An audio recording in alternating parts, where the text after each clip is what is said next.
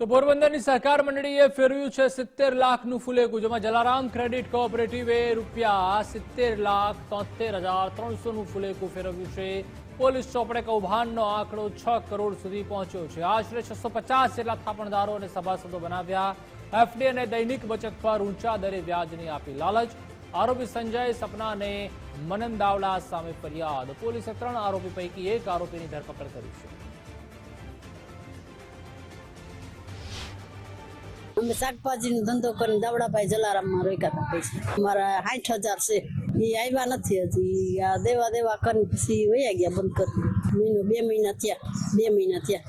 બીજાઓને ઘણાયને રોકાણા, બહુ રોકાણા। સંજય દાવડા તથા તેમના પત્ની તથા તેમના પુત્ર સોસાયટીના જે આ થાપણ જે છે તેને યુનિયન બેંક ઓફ ઇન્ડિયાના જે આ મંડળીના બેંક ખાતામાં તેને ડિપોઝિટ કરાવી, ત્યાંથી તેને પોતાના અંગત હિત માટે ત્યાંથી તેનો ઉપાડ કરીને રોકાણકારોના હિત સાથે છેતરપિંડી કરેલ છે અને ત્યારબાદ તેઓ ત્યાંથી ભાગી ગયેલ છે।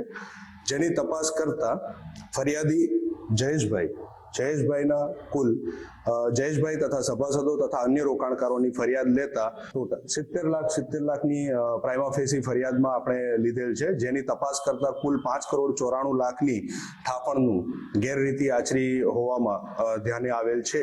તો આ બાબતે અમે સરકારશ્રીના special act GPID Gujarat protection of investors deposits એના અંતર્ગત એક ફરિયાદ લીધેલી છે અને જેની તપાસ હાલ ચાલી રહી છે। રાજ્યની વધુ એક કોઓપરેટિવ સોસાયટીએ ગરીબોની બચત બોરીનો ફુલેકો ફેરવી નાખ્યો છે।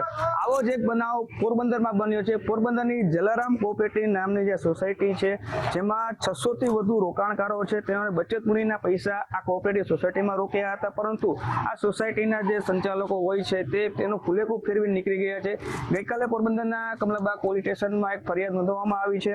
70 લાખથી વધુની રકમ આ ફરિયાદમાં જણાવવામાં આવ્યું છે, પરંતુ જે રીતે ધંધાર્થીઓ સાથે વાતચીત કરી તેમાં જાણવા મળ્યું કે ન માત્ર 70 લાખનું, પરંતુ આ કોઓપરેટિવ સોસાયટીએ 10 કરોડથી વધુનું લોકોની બચત બોરીને જે ફુલેકું ફેરવી નાખ્યું છે।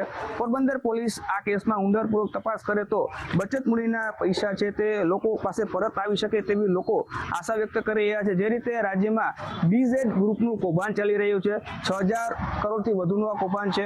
આ મોટા માછલા છે, તેનાથી પણ નાના માછલા પણ નાના જિલ્લાઓમાં છે। પોરબંદર જેવો નાનો જિલ્લો છે, આ નાના જિલ્લામાં જો આટલા કરોડોનું કોઓપરેટિવ સોસાયટી કરી નાખતી હોય તો ગરીબોના બચત બોરીના પૈસા ક્યાં રોકવા તે પણ એક સવાલ બની ગયો છે। ત્યારે પોરબંદર પોલીસ આ કેસમાં આરોપીની ધરપકડ કરે અને બચત બોરીના પૈસા છે તે લોકોને પરત અપાવે તેવી લોકો આશા વ્યક્ત કરી રહ્યા છે। કિશન ચૌહાણ, ગુજરાત ફર્સ્ટ, પોરબંદર।